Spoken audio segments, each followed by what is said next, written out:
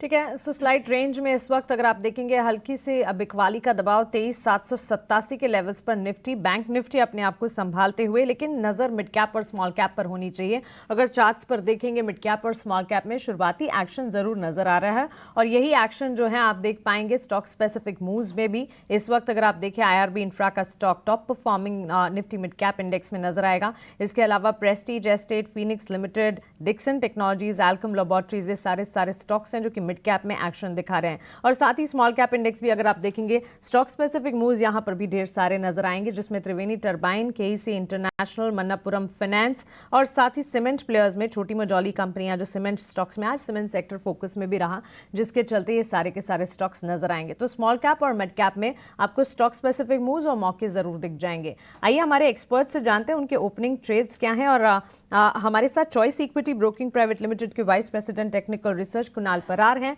Kunal, good morning. स्वागत है आपका 18 आवर्स स्वदेश पर। सबसे पहले आपसे आपके ओपनिंग ट्रेड्स, बाजार की शुरुआत को आप कैसे देख रहे हैं और स्टॉक स्पेसिफिक रेडार पर क्या है? बाजार की शुरुआत की बात करें तो मोस्टली फ्लैट ही है, कोई खास मोमेंटम नहीं है।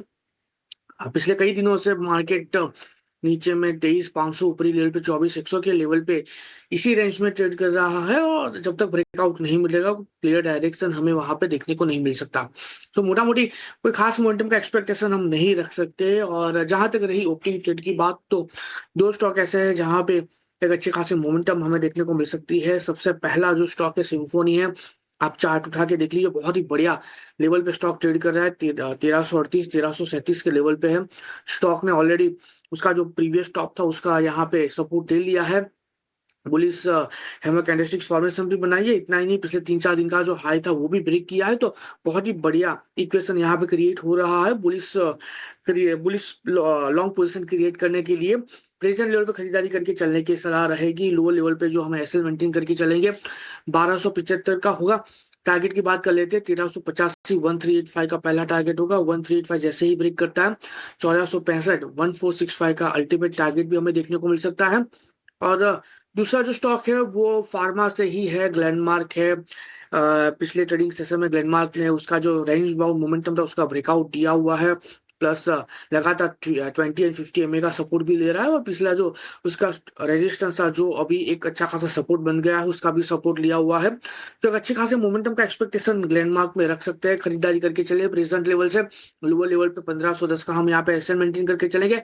ऐसा थोड़ा सा बड़ा है क्योंकि वॉलेटिलिटी काउंटर में लास्ट ट्रेडिंग सेशन में हमें ज्यादा देखने को मिली थी, लेकिन घबराने वाली बात नहीं है। 1650 पहला टारगेट देखने को मिल सकता है। और जैसे ही 1650 क्रॉस करेगा 1750 की अल्टीमेट टारगेट भी ये स्टॉक हमें दिखा सकता है। यानी 10 से 11% की मोमेंटम ये स्टॉक देने के लिए रेडी है। तो ग्लेनमार्क खरीदारी करके चलने की सलाह रहेगी। तो चलिए ये कॉल स्टॉक स्पेसिफिक कुणाल की तरफ से। और निफ्टी फार्मा पर भरोसा बिल्कुल कायम है और हो भी क्यों ना।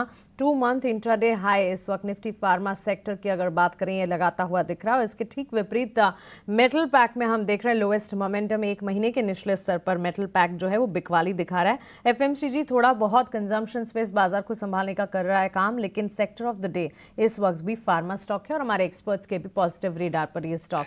शिवांगी, आप बताइए आपके ओपनिंग ट्रेड्स, बाजार की शुरुआत को आप कैसे देख रही हैं? पेटीएम का और अच्छे एक ओपनिंग भी देखने को मिल रहा है। तो यहाँ पे रीआइट्रेट जरूर रहेगा कि पेटीएम में बाइंग का जो जोन है वो अभी भी लुक्रेटिव है काफी। तो हम इसमें खरीदारी करें। 1050 के यहाँ टारगेट्स बन रहे हैं। 995 के एक स्टॉप लॉस को हम ट्रेल करके 1000 की तरफ कर सकते हैं। दूसरा पिक जो मेरा रहेगा वो रहेगा फार्मा डायग्नोस्टिक स्पेस में से हम देख रहे हैं यहाँ पे भी एक अच्छा एक्शन है। तो इपका लैब मेरी नजर में है। लगातार 11 हफ्तों के एक अपर बैंड को निकालने की पूरी तैयारी कर रहा है ये stock.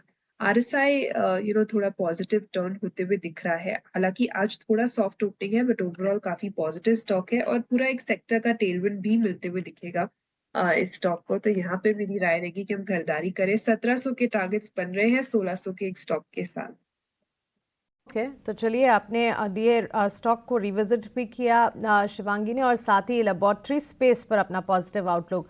Gaurang sir, good morning to you as well. ये EMS कैटेगरी पर एक राय आपसे जानना चाहेंगे। डिक्सन टेक्नोलॉजीज के स्टॉक की अगर बात करें, शुरुआती गेंस दिखाने के बाद फ्रिजल आउट गेंस जरूर हुए हैं, लेकिन रीसेंट अनाउंसमेंट्स की अगर बात करें, एमओयूज अग्रीमेंट्स के चलते ये स्टॉक का काफ़ी फोकस में रहा और ताज़ा मैनेजमेंट कमेंट्री भी काफ़ी कमेंडेबल रही है। सिर्फ और सिर्फ स्टॉक स्पेसिफिक ही नहीं, बाजार की शुरुआत पर भी आपको कोई टेक अगर है तो, और ईएमएस कैटेगरी में इन पर्टिकुलर अगर आपकी कोई राय बन रही है तो।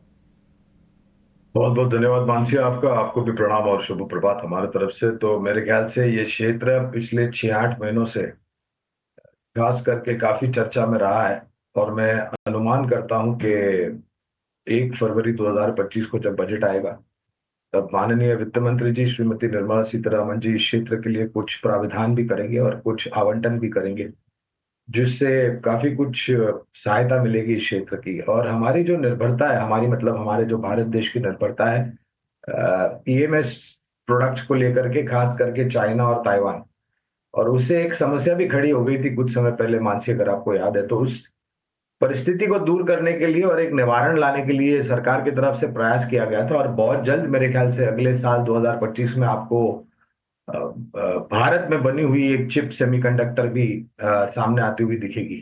तो एक बहुत बड़ा मेरे ख्याल से खिताब होगा ये और एक बहुत बड़ी अचीवमेंट होगी हमारे लिए। तो डिक्सन टेक, अभी मैं कंपनी स्पेसिफिक तो बात नहीं कर सकता हूँ क्योंकि फिलहाल तो कवरेज नहीं है, लेकिन डिक्सन टेक्नोलॉजीज है, एम्बर एंटरप्राइजेज जैसी कंपनियां हैं। ये मैं सिर्फ कंपनी के ये नाम ले रहा हूँ जो कि सक्षम और मजबूत है।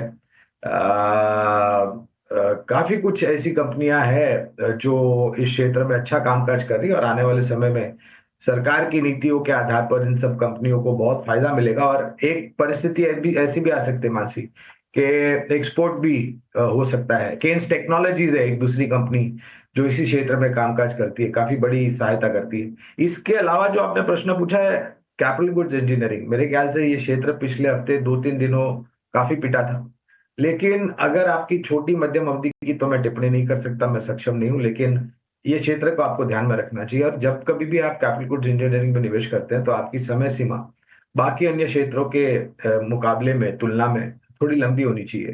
तो एक कंपनी है माफ कीजिएगा, केईसी इंटरनेशनल, 1200 के पार मेरे ख्याल से दाम चल रहे थे जब पिछले हफ्ते मेरी नजर पड़ी थी केईसी इंटरनेशनल। यहाँ पर खरीदारी की। एक मझौली कैपिटल गुड्स इंजीनियरिंग क्षेत्र की कंपनी है मानसी, चौतरफा कारोबार फैला हुआ है।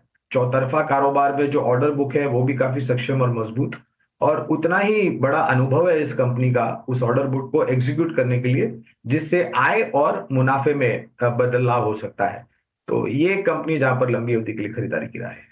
Absolutely. Thanks for that. Gaurang sir, capital good space में केईसी इंटरनेशनल पर नजर होनी चाहिए और इसके अलावा EMS segment on a long term basis अगर आप देखें आने वाले 5 साल के लिए एक स्टोरी जरूर डेवलप होती हुई नजर आ सकती है, क्योंकि ग्रोथ ट्रेजेक्ट्री या ग्रोथ की अगर बात करें उससे जुड़ा ये स्पेस है और इसमें रिसेंट अनाउंसमेंट्स और आने वाले दिनों में भी फॉरवर्ड लुकिंग अप्रोच ढेर सारे नजर आ रहे हैं। लेकिन हमारे एक्सपर्ट्स के दिए जो रिकमेंडेशंस हैं उसमें भी लगातार हम एक्शन देख रहे हैं। वर्थ टॉक के सारे रिकमेंडेशंस, जहां कुणाल फार्मा पर अपना नजरिया जता रहे हैं, शिवांगी ने भी फार्मा लेबोरेटरी स्पेस पर अपना आउटलुक दिया और साथ ही Paytm Shivangi worth talk, of course ये स्टॉक जो है मजबूती के साइंस के साथ शुरुआत करता दिखा।